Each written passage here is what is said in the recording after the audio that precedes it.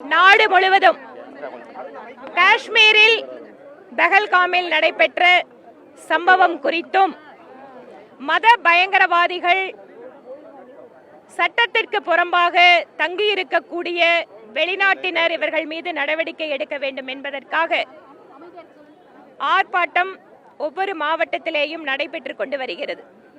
தமிழகத்திலே கூட ஒவ்வொரு மாவட்டத்திலேயும் ஒவ்வொரு மாநிலத்தினுடைய தலைவர்கள் நிர்வாகிகளுடைய தலைமையிலே இந்த ஆர்ப்பாட்டம் நடைபெற்று வருகிறது. இன்று கோவையிலே இந்த கண்டன ஆர்ப்பாட்டம் வெற்றிகரமாக நடைபெற்றது.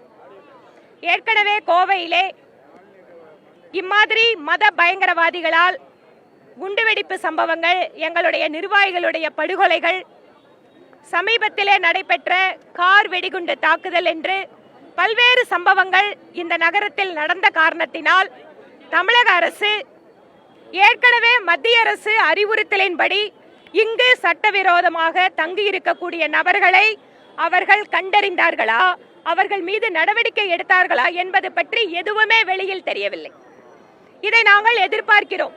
ஒவ்வொரு மாநிலத்திலேயும் எங்கெல்லாம் சட்டவிரோதமாக பாகிஸ்தானியர்கள் தங்கியிருக்கிறார்களோ, மத பயங்கரவாதிகளுடைய செயல்கள் இருக்கிறதோ, அங்கெல்லாம் தீவிர கண்காணிப்போடு தமிழக அரசு தன்னுடைய காவல்துறை வாயிலாக கணக்கெடுப்பு நடத்த வேண்டும்.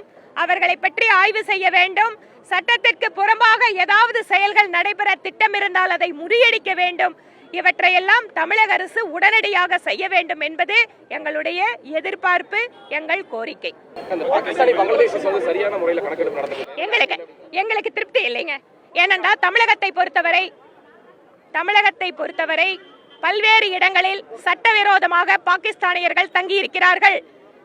கோவையிலே கூட, துடியலூர் பகுதியில, இன்னும் கூட பல்வேறு இடங்களில், தொண்டாமுத்தூர் பகுதியில, இந்த இடத்துல எல்லாம் சட்டவிரோதமாக வெளிநாட்டினர் தங்கி இருக்கக்கூடிய தகவல்களை அப்பப்ப கொடுத்துட்டு இருக்காங்க. ஆனா நடவடிக்கை எடுத்த மாதிரி எங்களுக்கு எதுவுமே தெரியல. இதை பற்றி அரசு வெளியிட வேண்டும் தகவல். ஆமா, நடவடிக்கை எடுத்தோம். இந்த முறை கூட கோவை, திருப்பூர், ஈரோடு மாதிரி மாவட்டங்களில் வெளிமாநில தொழிலாளர்கள் என்கின்ற போர்வையிலே பயங்கரவாதிகள் தங்கி இருப்பதாக தகவல்கள் கிடைக்கிறது என்கின்ற தகவலை பதிவு பண்ணோம். முதலமைச்சர் நாங்க நடவடிக்கை எடுக்கிறோம்னு வாக்குறுதி கொடுத்திருக்கார். ஆனா வெறும் வாக்குறுதியை நாங்கள் எதிர்பார்க்கவில்லை, செயல்களை எதிர்பார்க்கிறோம்.